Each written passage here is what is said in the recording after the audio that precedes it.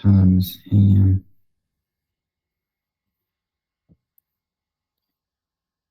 Right, okay. Right, let's get going. So, morning all. I'm assuming, because nobody said anything, that no one's got any questions from yesterday. If you have, pipe up, no problem, we can cover them now.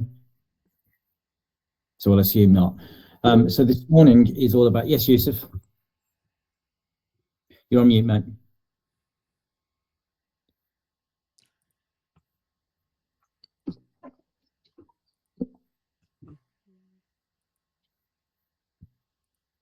I think he's probably just logged out, logged back in. He's having the same issue. And I'll start when he jumps back in. I'll answer his question. So this morning is all about how to price a merchant. Can you talk now, Yusuf? Can you take it off? Yeah, there we go. I was just going to ask you the link you sent yesterday. In the chat, I couldn't get back on it. And I was going to ask Mission Control. Yeah, of course. I'm actually going to share that again today because I've got some stuff. So when we get to it, I'll share it again. Not a problem. Thanks. Okay, so this is all about pricing a merchant, and the reason why we do this, I think for me the most important reason to go through statements is it gives you the confidence to price independently.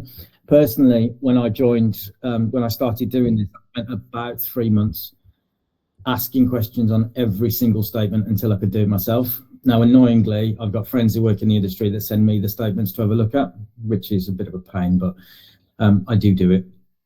In addition to that, this is going to help you price accurately, and it's going to help you price fairly. So essentially, it's going to help you close more deals and make more money. And that's what this session is all about. So we're going to cover the pricing strategy, how we price and why, finding and reading a statement, and then a pricing recommendation tool, which we provide, which you should have all had to your inbox last night, to your SumUp emails. That, if you can't see it, it may have landed in spam. So we'll check that in a bit as well. So our strategy. Let me read this out first. So fees play a vital role in our business, particularly as they are a sensitive aspect for our high-value merchants. The intensifying competition with its aggressive pricing strategies has made it easier for merchants to consider switching to alternative service providers, especially when dissatisfied with our pricing. It is likely there have been a significant factor contributing to churn among small merchants. So what that means is if you don't get the pricing right, they'll leave to somebody that's cheaper. Also, on top of that, if you don't explain the services we're offering, somebody will just come and the value those services bring, again, they'll leave if somebody comes along and does something cheaper. In addition to that, you'll find that whatever the deal of the month is, and it will only be for a few months, somebody will come in and offer really low rates, but it'll just be an enticer to bring people in. In addition to that, what this also means is at one point we didn't have the level of flexible pricing that we have now. I mean, even when I started in this, knew what Dojo's rates, knew what SumUp's rates were, and therefore as a Dojo rep, I could just go in and steal it because I knew exactly what they were paying, and could easily beat them on a price perspective. The whole world's changed now with regards to SumUp. So here are our main USPs when it comes to pricing. Some of it we've mentioned already. So 0 contracts on hardware. Now what that means is they own the terminal, and with that it means there's no monthly rental fees, and also with that no minimum processing fees. We did talk about that yesterday.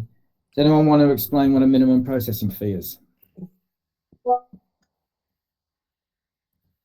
Yeah, so minimum processing fee is whereby if the customer's bill doesn't hit a certain amount in money, so let's say, for example, like Barclays, if their bill doesn't come up to £20 due to the transaction charges, they'll top it up to that minimum amount. Perfect. In addition to that, if they don't use the card machine at all, which some of them won't, not every month, that will be part of the fixed fees that they have to pay.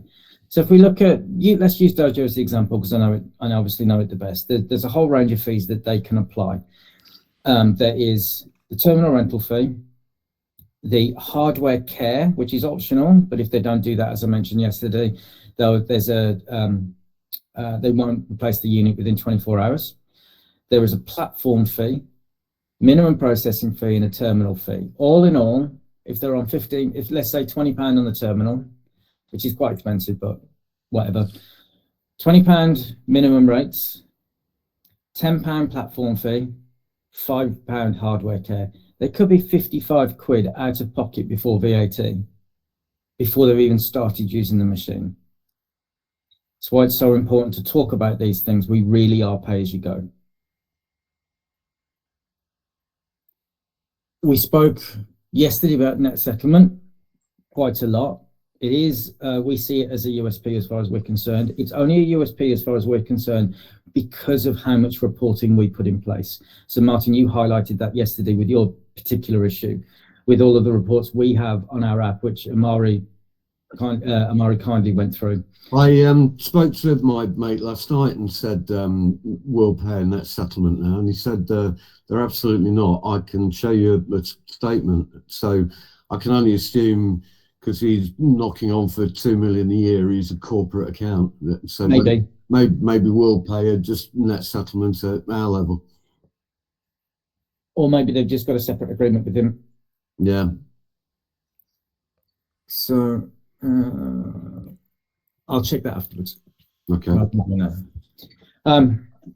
Next thing is fair pricing. Sorry, just to finish off net settlement. People that love net settlement because it feels like they're not paying a bill, because they don't have a bill at the end of the month. It's a psychological thing, but it's not something they have to worry about. Those that dislike it is the exact example that Martin came with, which is cross-referencing what they see in the bank, but again, with our reporting, it covers that. We have fair pricing. So we have one transaction fee per card type, which, for those that don't know the industry, Amari will back me up on this, you can have a debit card fee for MasterCard, a debit card fee for Visa. This is in its most extreme. You could have a pence per transaction fee against a debit card. You can have an overall pence per transaction fee. And the sheer amount of cards that are out there it could be enormous. It could be a massive bill. Some are more simple, some are more complicated, and the most complicated is global payments. I will give you an example of that, but we're not going to work through it. We have one price for debit card and credit card at domestic, and it makes it really easy to understand. We obviously then have dedicated customer support, and that includes you guys. And if they want to do their hardware installments if it's over £500, hardware can be spread over 6 months. So if they've got a large order. There's something else I also want to add that's not on this PowerPoint. What used to be on this PowerPoint is we won't change the price. And the only reason it was removed is because there were a couple of examples where a couple of merchants that weren't signed through Field had their pricing adjusted because of low volume. As a general rule, we don't increase the price. So you can say with all confidence that, look, it's highly unlikely we'll change the price. And given that most of the others will change the price, Dojo definitely will. They'll do a price increase. They usually do it after a year, sometimes before. WorldPay do it at the end of the contract. Evo do it at the end of the contract. Same for take payments, etc., etc., etc. They all will hit them with higher rates at the end once they're out of contract. And that's something that, especially with regards to Dojo, they are known for doing it. And because of that, they've lost thousands of customers because nobody wants it. And I've already explained how they do it. Is that all clear? Yeah? Cool. Yes, Callum?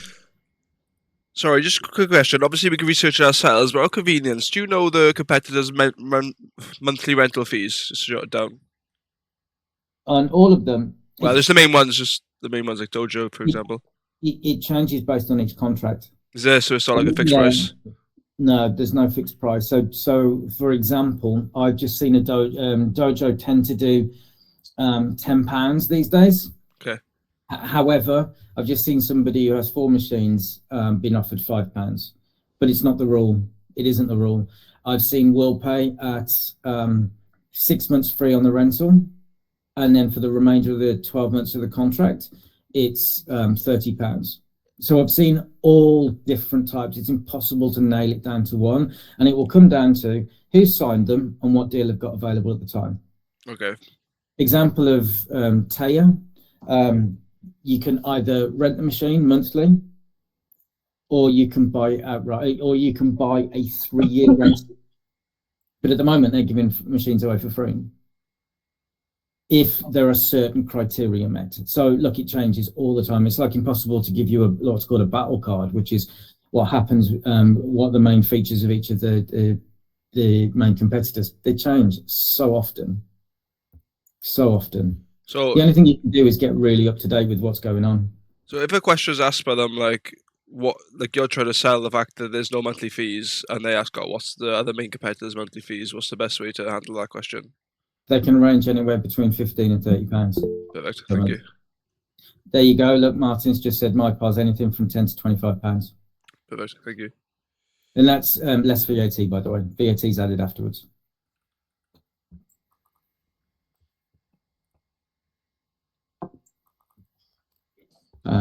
Cool. Right. So let's talk card types. Let's talk exactly how we price. And there are 3 segments for us to remember. There is consumer, domestic. So these are your domestic cards. These are the ones we all use. So this is a domestic debit and a domestic credit card. They are grouped together as far as we're concerned for pricing. Then we have business and international. So business cards are issued as part of the limited company, and international, obviously our international cards, and they include European cards. And then we have the premium cards. Some you may know, others you may not. You've got Amex, CUP, JCB, and Diners. Anyone want to have a guess what CUP and JCB is? And no, it's not a digger, which is what everyone says when it comes to JCB. Amari? JCB, do you know what? I've seen it so many times on the same. It's this Japan something bank or bureau or something like that. Yeah. Like I know it is. I know it is. I've never seen before. I know it is Japan Central Bank. That's the one. Yeah, that's the one. I'm just going to Google it. Give me a second, because an underwriter told me it was something different. It actually was an underwriter on one of these calls. JCB. JCB is a Japan Credit Bureau, I guess. Oh, it doesn't tell me. It could be. It could be. Bureaus, right? Yeah, Japan Central Bureau. Yeah. And is a China Union Pay. Pardon? CUP is a China Union Pay. China Union Pay. Yeah. It is. It is. In a nutshell, it's Visa and MasterCard in that part of the world, and you're only really going to see them. Personally, I've never seen a CUP, and I can't remember seeing a JCB either. But it tends to be in, I would imagine seeing quite a lot of in Chinatown in Birmingham or in London, where there's high tourists. But it's just there for you to know. And then obviously we know Amex and Diners, not used so much these days, but they're both. The 4 of them are premium cards. They just cost more to process, therefore they cost more. So we're clear with those 3 types before we move on. Okay, cool. I just want to ask you one. Hello. Yeah. Go for it. I want to ask you one thing. If suppose any customer want to stop Amex taking payments by the customer, is that possible? No. My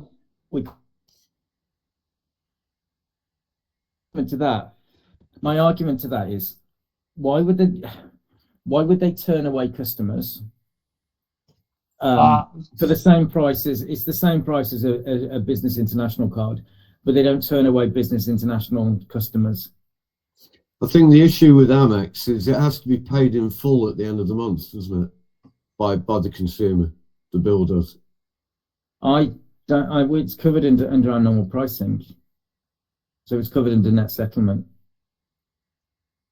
I come across with some customers that I don't know why they do it, but they say that we don't want to accept payment by the Amex, and by if there is no feature to stop it, then understandable. I think a lot of it is associated to the perceived cost of it, but they don't really understand. Well, no, the actual cost of it. But there's so many other cars that cost the same thing. If they really knew the cost of international cars, they wouldn't want to touch those, but they take them.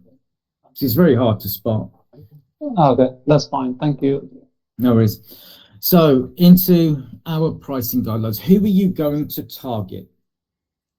I'll read it from here so I don't get anything wrong here. And actually, I've always wondered who SumUp Inside Sales were. Alex, you are here. You are the representative.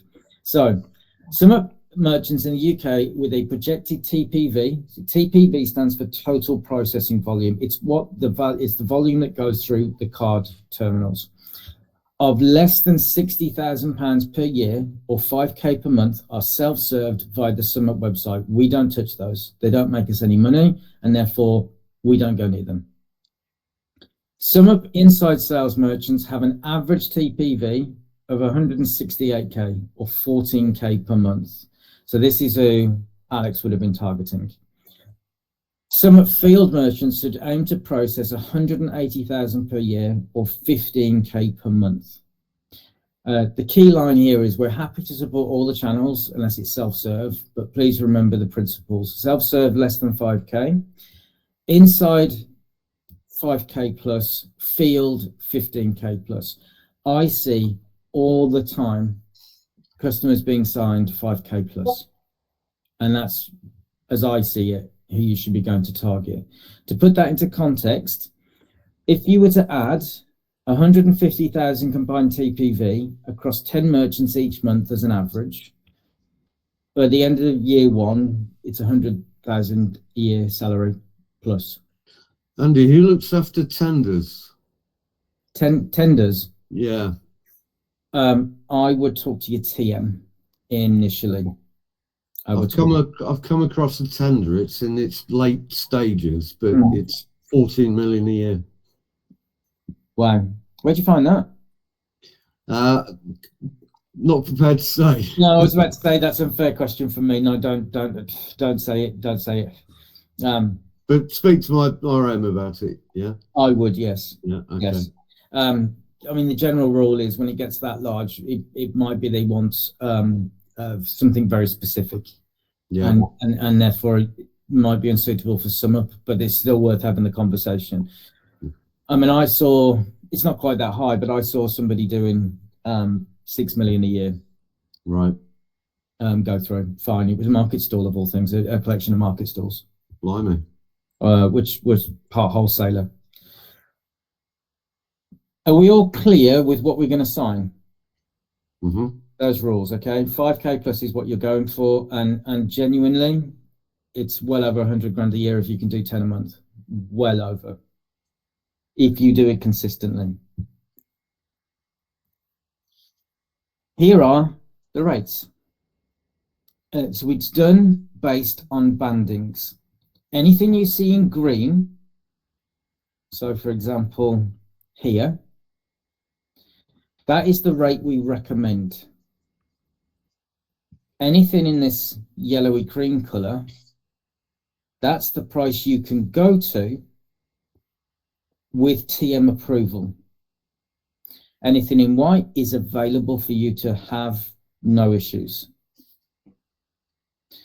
So you can see we're pretty damn flexible. This has evolved over time. It wasn't like this before. And we've done it to be more competitive. The thing is, and I'm sure now since you've joined SumUp, at some point you will have done a search, your social media will have picked up on it, and your Facebook, if you're part of that terrible page, will be full of merchant services telling you can have card machines at 0.3%. The thing is they never talk about is the pence per transaction that comes on top. These are really simple. This is for credit and debit card domestic. That's the price they pay. There's nothing else on top. So, Yusuf, tell me, what's the recommended rate for 15K to 20K? 1.19. 15 to 20K. Oh no, 15 to 20 is 0.99. Perfect. And Mufti, tell me how low we can go. What's with the team approval for 7.5 to 10K? 75, that's 1.05. Perfect.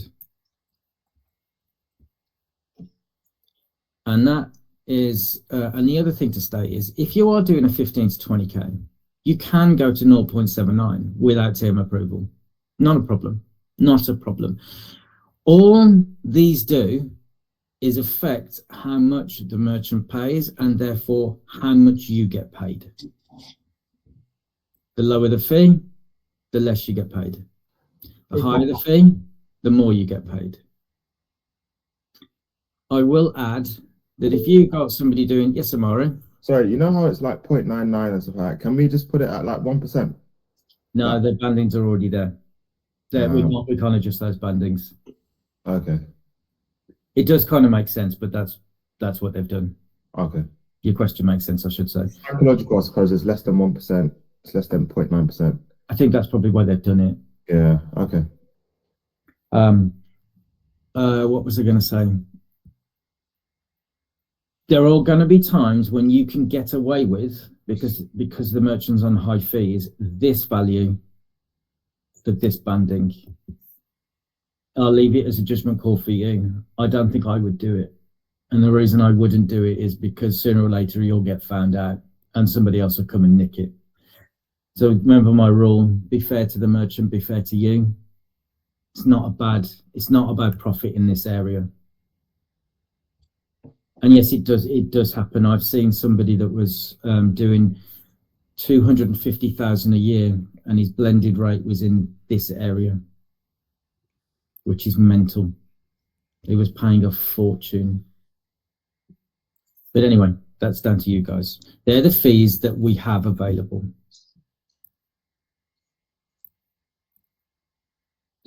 Here are the other things that we charge for. So if it's a business card, a premium card, or an international card, it's 1.99. If it's an invoice that you've raised from the app, it's 2.5%. Yes, Alex? Well, this is about the manual card entry on that you're about to say, but is that something that SumUp still does? Yes, but only with approval. Okay. That's why I was leaving that one to the end. Yeah. Online store, we didn't cover this, but from the app and from your SumUp login, the SumUp.me login, they can create an online store, a website. It's completely free, but anything sold in there is 2.5, so it's in line with Shopify. Payment links, as we discussed yesterday, 1.99. If there is ever a chargeback, it's £10. We don't charge for refunds and we don't charge for settlements. Anyone want to have a go at telling me what a chargeback is? If you have to reverse a customer not present? No, but no, good shout. No. Well, yes, okay. Let me just clarify that with Martin first, because it kind of is what he said, but I need to understand a little bit more. Who's doing the reversement? Who's doing the reverse? It's not for customer not present. The merchant. No, it's not quite that. But good shout. Mari, you had your hand up. Yeah, I think I started talking. It's all right. I keep him. Yeah, I was telling about the chargeback. Suppose I'm a customer and I paid £100 in a machine and I got some service or I got some product. After 2-3 days, I found there was some problem in the service. I can charge back from my app or my bank or my credit card to the SumUp machine. You can. Yeah. So a chargeback is where a customer reverses the payment through through their bank, essentially, which means and it's then down to the merchant to contest that, and we would do it on their behalf. So we raise the disputes, but they're notified of it. I've got a real life example. Guy walked. Go on. Still, I'm not getting that chargeback. Okay, so here's the example I've got. There's a vape store that I know. Somebody walked in and bought 65 vapes, completely out the ordinary, 65 of them. And it was £950. He rang me and asked me if it was a good thing to do. I said, no, it's a terrible thing to do. I imagine you're going to get a chargeback. And a chargeback was when that customer contacted the bank and said that was an unauthorized payment. Okay. And they take the money back off the merchant unless the merchant successfully disputes it. So also in the example that Awad says, so the one example there is an unauthorized payment. So it's fraud or a stolen card that just happens to know the PIN number of that card. Dubious. Or the goods weren't what you expected to receive, or the services. You again can request your money back through the bank. Okay. Is everyone clear with that? Yep. Yeah. And the biggest issue we have with chargebacks and fraud is around here. Over the phone payments. And as Alex rightly said, SumUp don't like over the phone. And I mentioned this yesterday. A lot of the other acquirers hate over the phone and choose not to do it. And they would prefer to go down the route of a payment link. If they were to do over the phone with SumUp, they do not get it automatically. They have to contact SumUp. They will do a separate piece of underwriting to make sure it will be accepted. And then quite honestly, it's extortionate. 2.95% and 25p on top. Yes, Alex. It might just be worth me adding as well. When I was doing inbound sales, even when they wanted to get over the phone payment sorted, they were very particular about that. Even then, the process of actually getting it sorted wasn't very clear. It was I wasn't successfully able to get anyone on over the phone payments. I'm not 100% sure that there is even a process for sorting it out. I might be wrong, but I just didn't have any luck there myself. As far as that, yeah, well, you will know more about this than me because I haven't got. The problem is that people write down the card details, don't they? Yeah, yeah, and also you don't give your PIN number, do you? you can literally create fraud. Yusuf? My uncle has a shop here. It's a takeaway, and it's really, really busy. And one of the main ways they take payments is card details over the phone, and it's usually the older customers. When I go in and help out sometimes, I ask them if they want to pay at the door because the card machine they have now, it's like these ones that are cellular, so you can take it to the door and you can just tap it. But they don't want to do that. They just want to give their card details over the phone and get it done with. I know it's mad. It is a stumbling block for some of the curry houses as well. When I've challenged this, funny enough, and said exactly the same thing, there are restaurants out there that use payment links. However, with payment links, you have a problem with the older customers that they don't even have a banking app, so they can't do the two-step authentication, so they can't verify it on their own app. On top, you could, as you've just said, I mean, you could use the mobile phone app when to pay on delivery.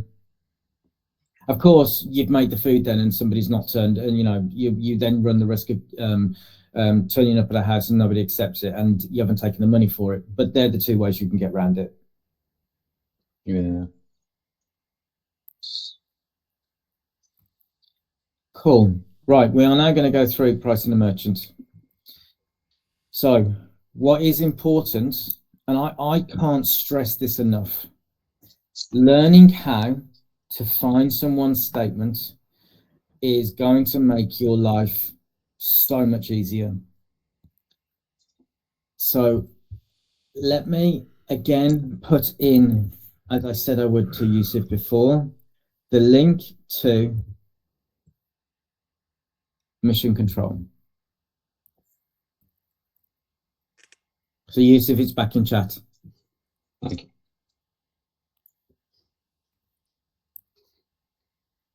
We know, make sure it's right. Yeah, we know that we know that it's so important to be able to get a statement that we even have a section on mission control under how to get a switcher statement. If you then tap on that and scroll down, we have a link to all of the main acquirers, and that link will take you to some instructions. So I tap Dojo, it opens up a separate window.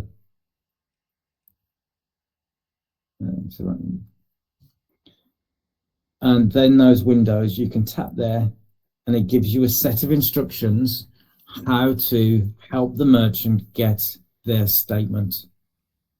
Because a lot of the time they won't know. Obviously, this is not how I learned, because when I learned, I didn't have mission control. So all I did on every example would be I'd go to Google, how do I get a Dojo tech statement? And it tells you. And you can just repeat that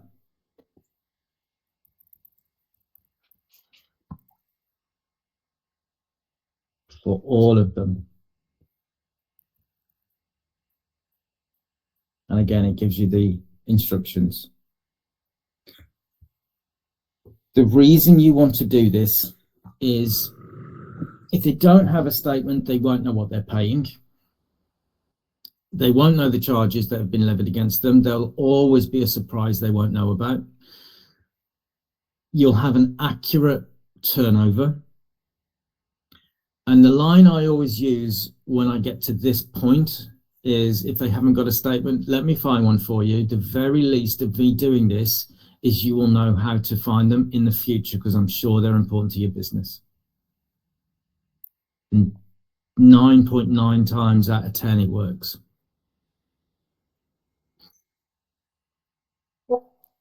If I can't stress anything enough, one of the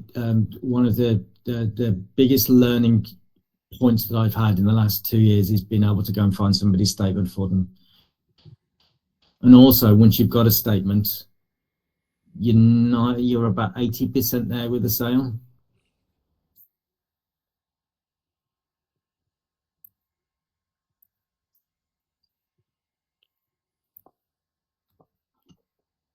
Is everyone okay with that?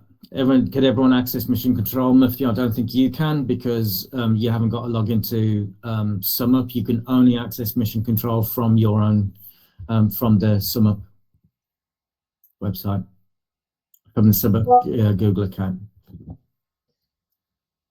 So what is on a statement? There are 5 things that we always find on a statement.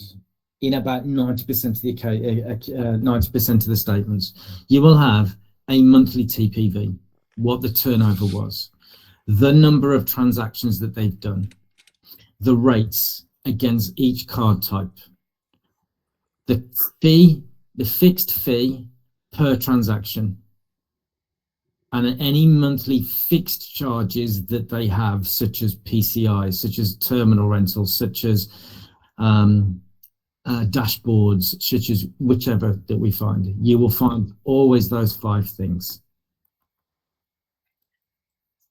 So we're going to have a go. I've got some example statements. Bear with me. He says, there we go, switcher statements examples.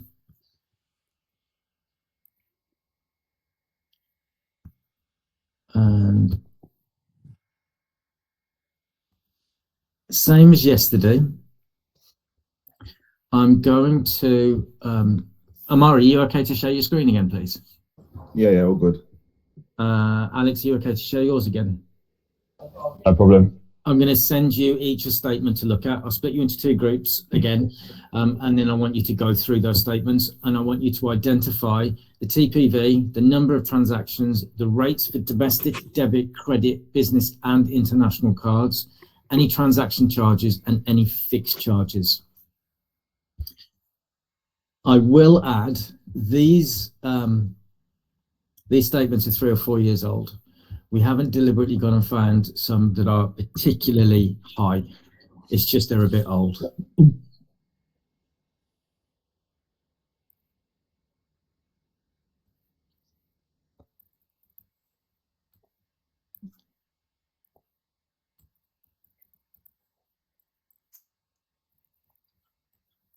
Bear with me.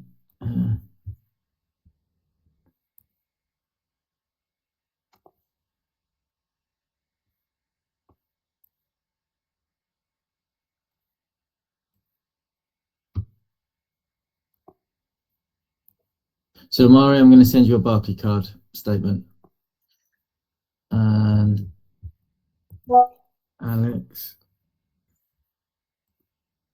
I'm going to send you WorldPay.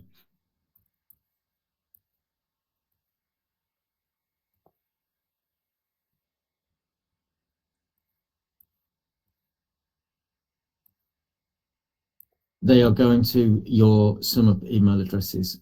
Right. That should be on its way now. Right, cool. I'll put you into 2 breakout rooms.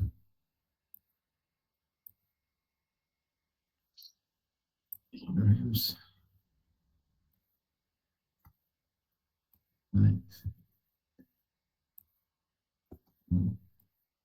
Cameron, Martin, Maureen, Theo,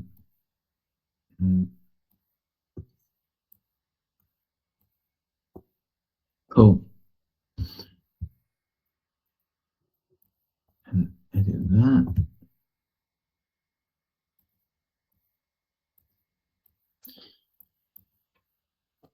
Call me in when you're finished. I put 15 minutes, but I have a feeling this might take a little bit less time than that because because of Mari and Alex. I think I've seen the statements before, as in seen a statement before.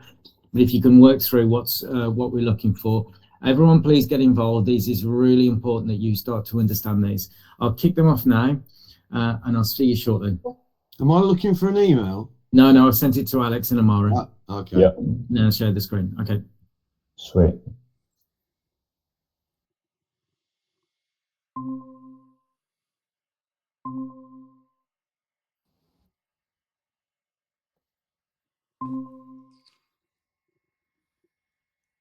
There we go. How are we doing? Hi. All good, man. Nice. All right, I'll share my screen. Let me know if you can see it. There's only 2 of us in here, is there? Where is it? Share screen.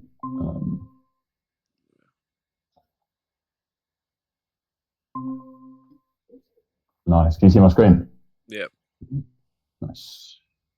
Oh, there you go. Infinite loop. Right. So here's the WorldPay statement. Let's open it in this one.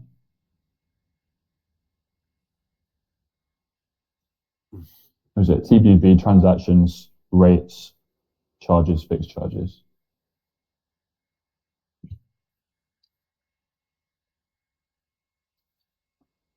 It's a bit messy, isn't it?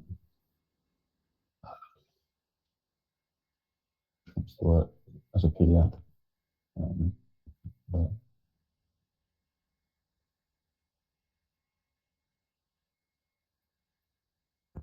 Okay, nice. Can you see that? Does this work? Yep. Sweet. Okay, close that. All right. Let's check. So this first bit we'll find is the TPV.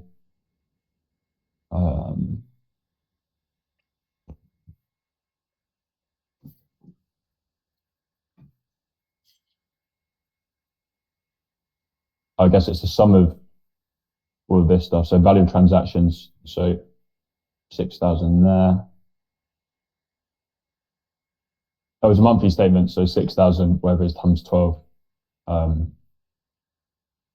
what's that, 72,000, something like that, a little bit more. So I guess that'll be the total processing volume for the year. 389 transactions.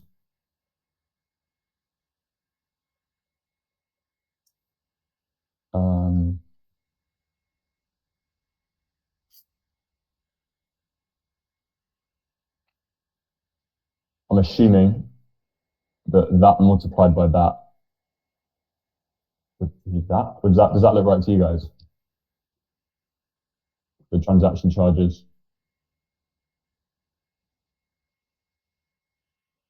Get my calculator up. It's like GCSE maths all over again.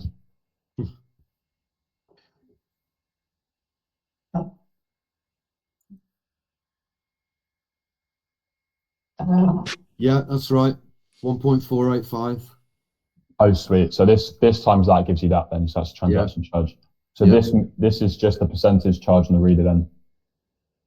And I guess this bit here.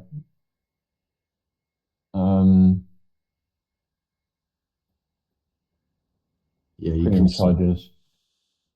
you can see that's 0.4, can't you? Yeah. 0.4. I guess that's just, I mean, I don't entirely know what an intra-region. Oh, maybe that's a, that might be the JCB or cup cards. Because if it's intra-regional, they're kind of like the equivalent of MasterCard and Visa, but in like in the Asian region. And that could be explaining why those are charged that.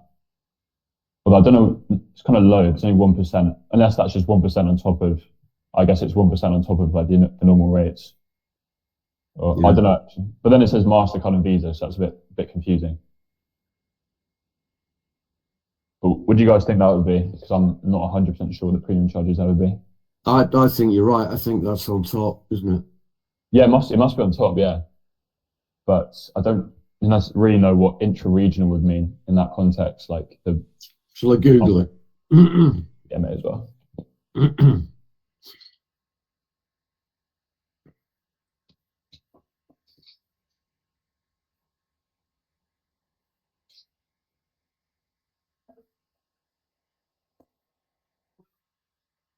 But one thing's pretty obvious is that it's not exactly clear what you're being charged for.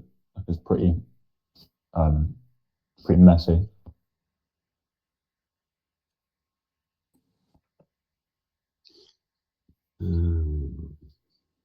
Sorry, Alex, what was the TPV again stand for? So total processing volume. So TPV is total processing volume. So the total amount of payments that are processed through the card reader. I guess if it's like a monthly TPV, then that's like per month. I have it in mind, a bit blowing on me, but I have it in mind that like TPV in general refers to like the year normally. Yeah. So if they have a TPV of 20,000, then it's like 10K a month. Can you scroll down, please, a little bit? I want to see the top. Sure. A bit more. This bit here. Yeah, these are the transactions. How many they made? 1, 2, 3. Oh, are these not the daily statements? Daily statement, no transaction, right? Yeah, I think you're right. Daily statements. You ready for the explanation of the intra-regional? I'd love to hear an explanation because I've got no idea. In intra-regional transaction is a card payment where the merchant outlet and the cardholder's issuing bank are in different countries, but within the same defined region, such as EEA, European Economic Area for Visa or MasterCard. Yeah. These transactions often have a different fee structure. Okay. So what, for example, it'd be like having a French debit card and buying something in the UK, getting coffee in the UK. So it's not one of those ZV or Kappa. Okay, nice. It's not that far away. No. Sweet. Okay. So I think sorry, who is it that said that would be per day? Because I imagine that would be if it's just kind of gross value per day.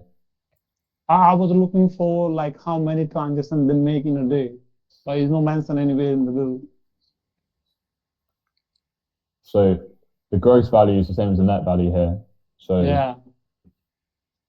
If you scroll up, I can find somewhere. Mhm.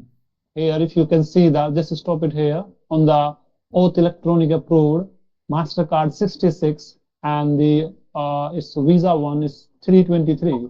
So around 400 transactions they make in a month. okay, Yeah. yeah, and it should say it here. Yeah, 389. There you go. Yeah. Total. Just Okay. somewhere around, yeah. Nice. And just scroll up more a little bit. I want to see the total amount in a month they made. So Scroll the up, please. oh, okay, yeah. A little bit more. 159 is total bill, including all the charges.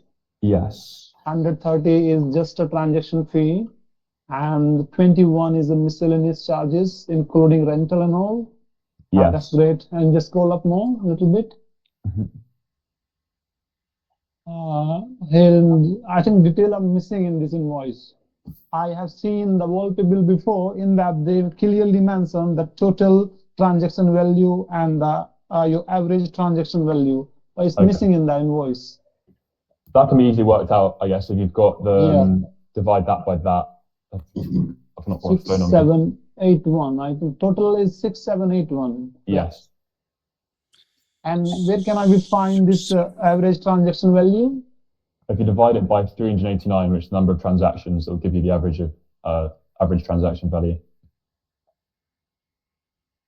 The 386 we need to divide is 6781, right?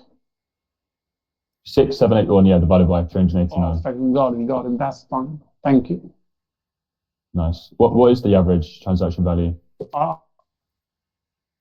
Just working it out now.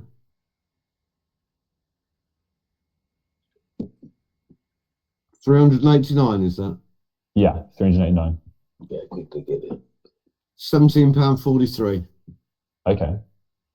So it could be like a cafe or something. Yeah, which is a bit odd to say they're doing international transactions, isn't it? £17.43? £17.43, yeah. Great. That's fine. For example, I feel like if there's only kind of, so out of the 389, only 16 are international, that could be like a reasonable number. If it's like, for example, tourists going to a cafe, maybe it's like in a park or something. Yeah, good shout. So, I mean, also you can work out the total, so the total, if you divide the full monthly volume by the total amount they paid, so if you could do 6,781 divided by. They're charging more than 2%. More than 2%, wow. Yeah, more than 2%. Around 2% you can say. Yeah, look at that though. So you got, it's a lot of quite high rates there. If it's a 6,000, if it's a 6,000, then if they're charging 1%, £60. If it is 160, then more than 2%. Simple. Oh yeah, that's true. That's a good point. So they're getting pretty ripped off on this. I guess it's from a few years ago. And yeah, it's interesting because I guess this is with the bill sent at the end. So this is the amount that they have to pay back afterwards. And whenever they're getting in physical copy at the shop and they will like frustrated, how much is that? 159. The net settlement is fine. They're not checking on a daily basis. They made £100 and just going £1 a day. Nobody care about that. Yeah. But when you're paying 159, then it looks it's too much. Yeah, you're much more aware of how much you're paying, especially if it's like a high rate. This is a genuine question. I'm not actually sure. So I think with SumUp, one question I have is about like VAT rates on card processing fees. It seems that some providers, they charge VAT in their rates and then SumUp doesn't. So the rate that SumUp offers is, there's no VAT charged on top. But I don't really understand why. It's a bit that was one of the things that confused me a bit when I was doing this last time. That's strange. I mean, To be fair, it's probably worth asking Andy, but so they don't get a separate bill for the VAT at the end of the month then? no, but there's no VAT charged on SumUp for its transaction fees. Which the strange thing about this is that, yeah, like we just looked at the statement, some companies do charge VAT. I don't really know why SumUp doesn't, whereas other companies do. The VAT is something that does slightly confuse me just because of how it's charged. Like a business would charge it, but they'll pass the cost on to the customer. I don't really 100% understand that. Have to ask Andy. Yeah, it's a good question to ask at least. Let's see. Shows we're paying attention. Exactly. Nice. But yeah, one thing I was doing a lot for inbound sales is if you send them a statement, just divide the total amount they put through the reader by how much they've paid in total fees, and show them the blended, like the blended rate, and just say SumUp is lower, because SumUp is so simple the way SumUp structures payments, makes it quite easy to understand.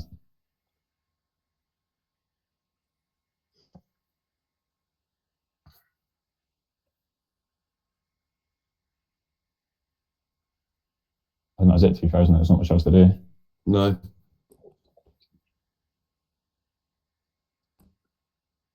You can overcomplicate things, can't you? I guess if you're charging someone loads, it's better to make it more complicated so they can't see how much they're being charged. Yeah.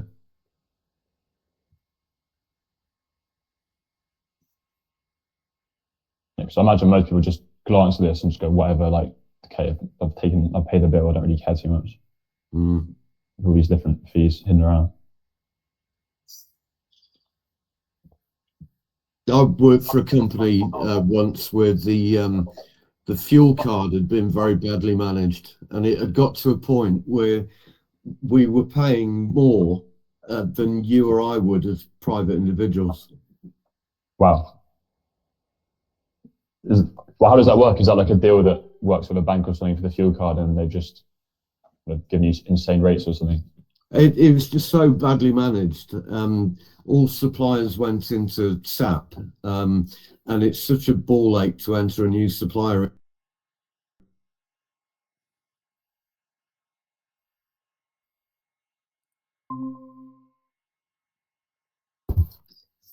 Hey, Callum. Hello. Alex and Martin smashed it. Yeah, I would have thought so. Sat there like a student.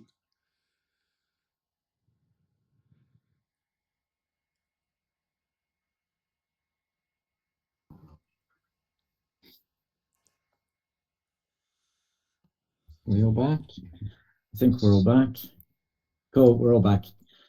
Amari, do you want to start with you and share your screen? Yeah. 1 second. Share screen.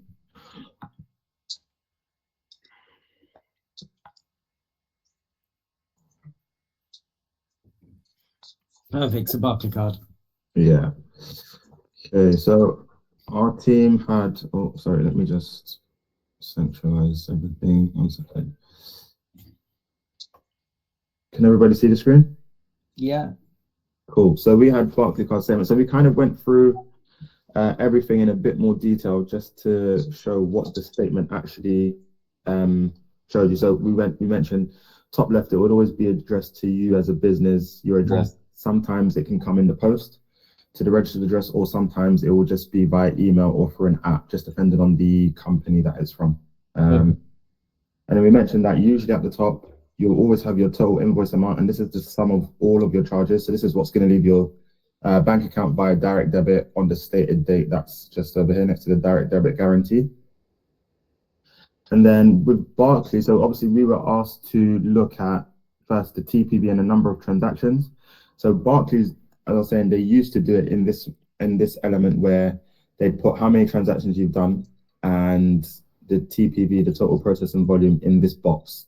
They don't usually do it like that anymore. Yeah, great. Of this example, we found that they have 960 transactions worth a total amount of £20,175.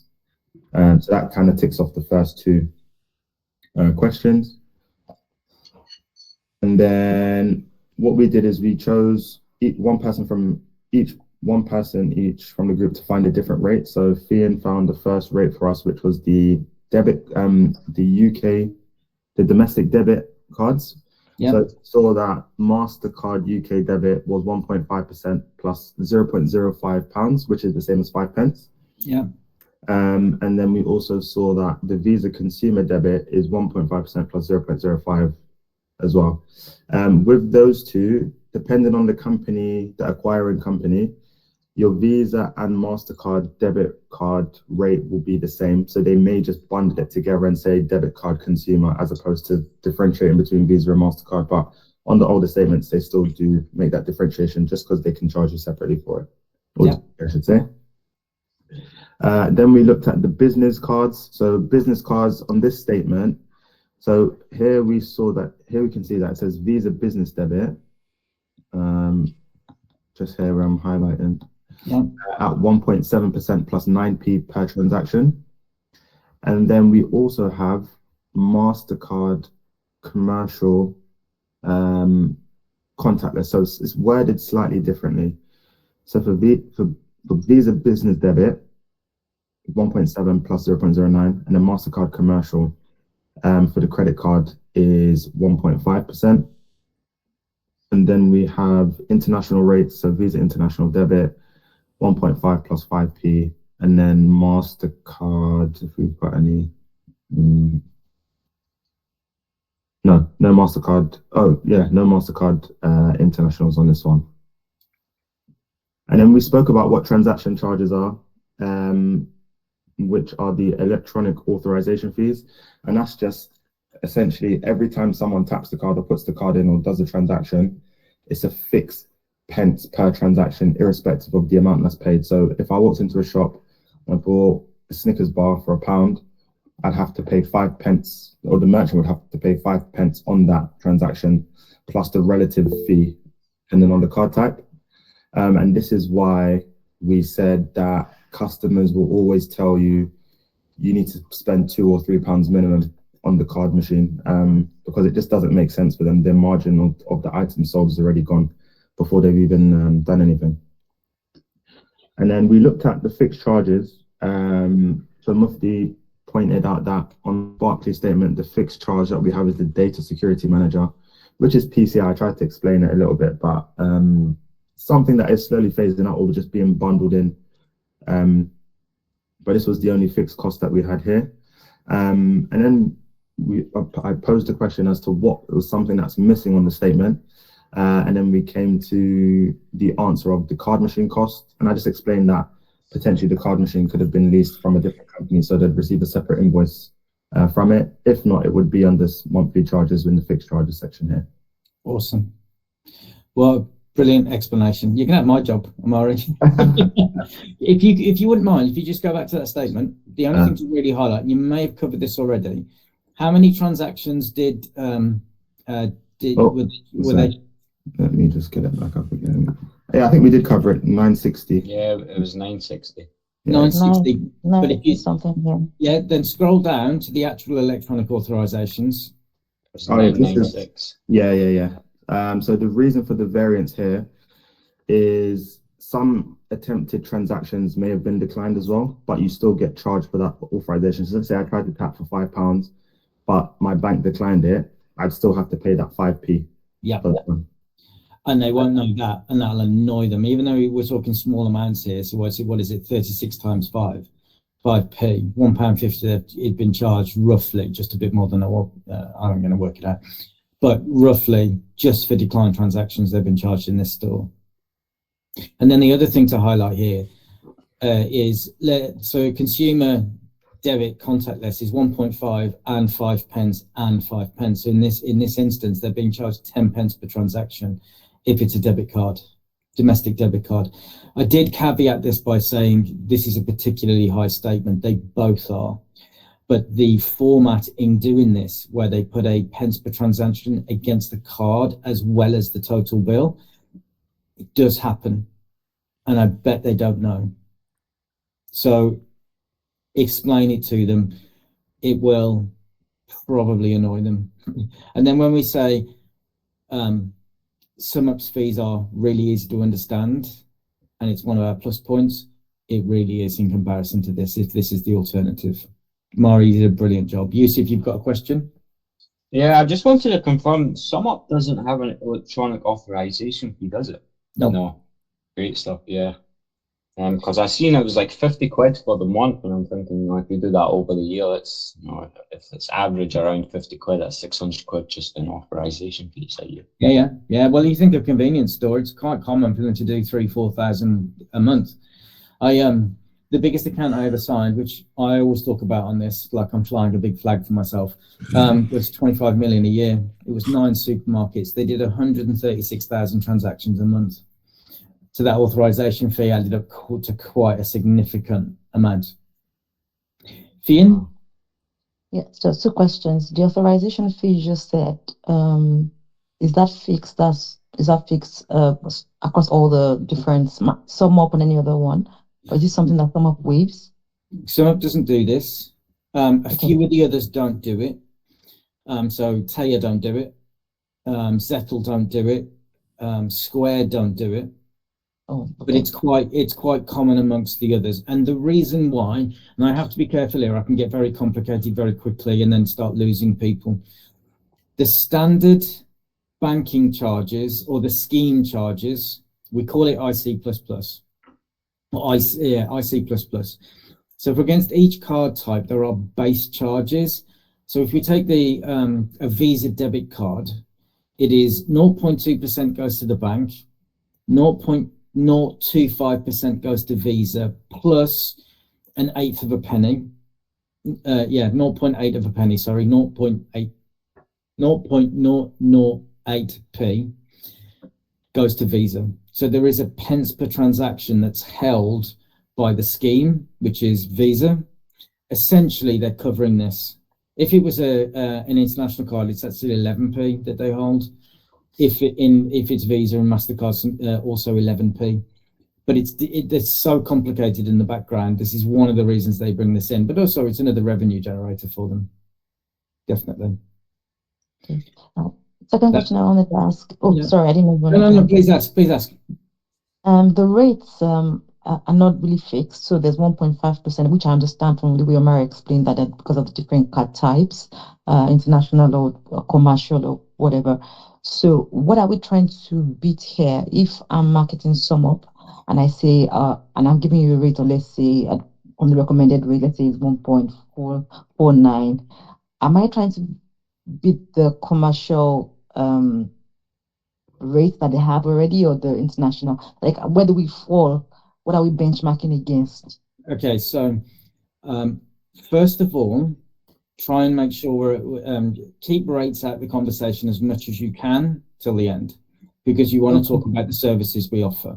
Then I'm going to give you, even though as complicated as this looks, and as brilliantly as Amari explained it, there is a really easy way you can compare bills. If Amari, if you wouldn't mind just scrolling to the top.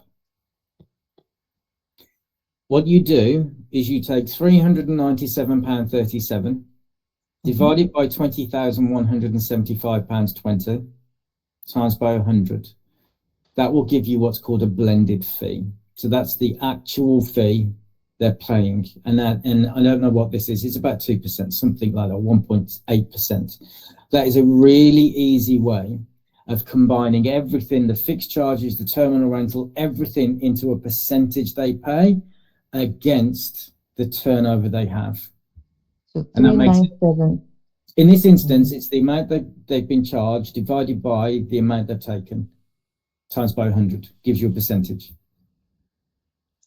This one's 1.96. Yeah, about 2%. Yeah, 1.96, and you'll get very used to doing that, and you'll get very used to even looking at a bill without even doing that calculation, going, that seems high, without even looking at the rates. Okay. Is that okay, Ian? No problem. Yeah, thank you so much. No problem. Mufti, you're next. Yeah, is it possible to show us SumUp statement as well, so that we can do some comparative idea that what charges normally do same to same It's a very good question, and you know what? I might have one. If I don't, then I'll ask for one. Okay, It's a lot more simple than this. Oh, thank you. No problem. Ronnie? Hi, I've just a very quick basic question. I know I understand, but I just wanted to clarify. So SumUp, let's say the SumUp charge 1.4% for every transaction, but some of the MasterCard or Visa card we charge, let's say 2.5%. So that's the difference actually from the Visa or the MasterCard. The difference actually doesn't take by SumUp, isn't it? No, we blend them together. So, but there is no any other additional charge will be charged from the Visa or MasterCard. No, we quote based on that. So yeah, we are the facilitators of collecting money for Visa and MasterCard. So Visa and MasterCard charge us, and then we charge the merchants. Got it. Thank you. Clear. No problem. Callum, you did have your hand up. Was it answered? No, it's okay. Okay, no problem. Amari, you did a brilliant job.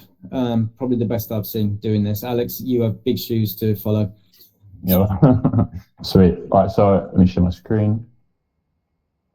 Let's just want to screen window.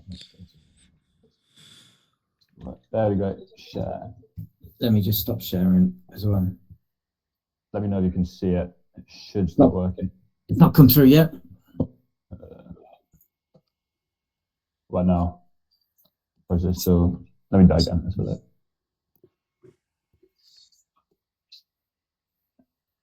Yeah, it's coming. There we go.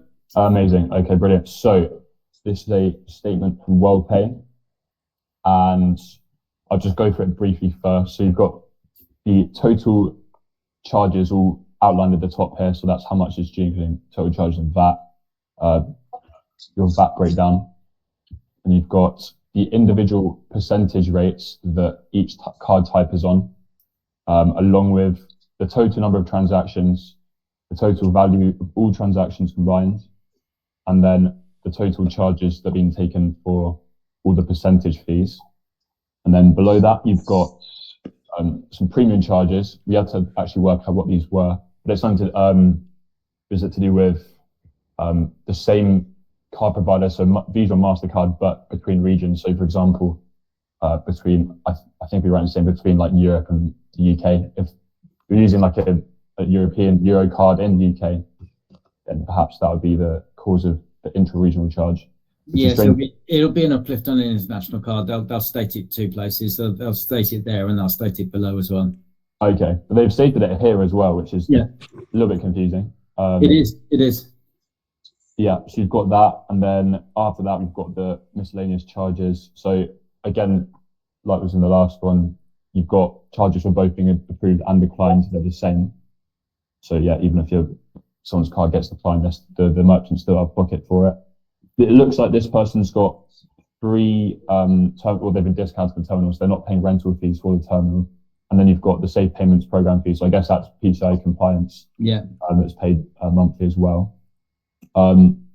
So I guess to go over the specific things that were mentioned, we've got £159.83 is the total monthly charge. You've got £6,781 is the monthly TVV, 389 transactions per month, and then the different rates here. So let's see, for example,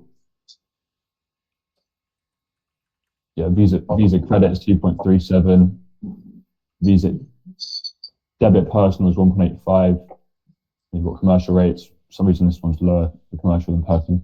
But and then the fixed charges are all down here. Yeah. I think one question I did have, I think we had about kind of this statement that in relation to SumUp, is that with SumUp there's no VAT charged on transaction fees at all. Whereas with, well, I guess at least with WorldPay, they're charging VAT on the fixed costs, I think. So the fixed amounts per month they're charging VAT on it. So I was kind of interested if you knew anything more about that. Yeah, all rates never get, so where there's charges against rates, there's never VAT applied. So on a rental always has VAT applied. And then there is a mixture between companies on whether they charge VAT or not on the authorization fees. Dojo do, and it's in their statements. They will charge VAT on rates on authorization fees. The other fees on there tend to come with VAT as well. And it's an interesting point to talk about. So sometimes when you're doing a comparison, especially with regards to against Dojo, you can include the VAT as part of your comparison, especially and then obviously consider if they're VAT registered or not, because if they're not VAT registered, they're going to swallow that cost. But I've always wondered, it was never necessary to put VAT on transaction charges. It was always interested why Dojo would do that, and if I'm being honest, I always do highlight it if I'm in comparison against Dojo. So I imagine, so if they are VAT registered, then and they can just like get the money back for the VAT, then it's just a bit more paperwork, isn't it? So they still wouldn't be out of pocket for the VAT, but the issue is when they're not VAT registered. Yeah, absolutely. Okay, Guys, you both did an awesome job, both of you. If you want to stop sharing now, I am going to give you one further example. I am not going to go deep into this simply because it gets so complicated so quickly. And even I get, say even I, as though I've been doing it a while. I know a little bit more than most, probably not as probably the same amount as Amari and Alex. And I will show you global payments. They are horrendous. The absolute worst. Oh my gosh. They're the worst. So their charges in this particular one, 431, they are made up of transaction charges, interchange, and other fees. I'm not going into I'm going to say it again. I'm not going into the same detail as you guys did. I'm just going to highlight a few things. That is the credit card, the card descriptions. If you can't see it, yeah, good luck. It takes ages to try and work out what they are. You tend to then look at the percentage rates here and kind of marry them up. But that's not the best bit. This bit, that is Visa and MasterCard's fees, and they separate them. I don't know why they do that. I guess that it's confusing for the retailer. And therefore they can, but also what I do know for certain, and I've seen it, is the retailer will be quoted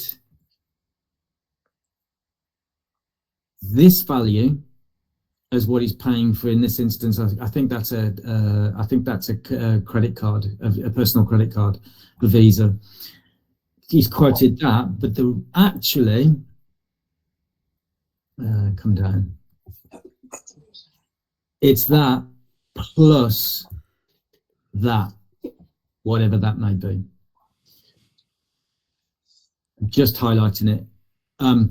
So yeah, they do get very complicated.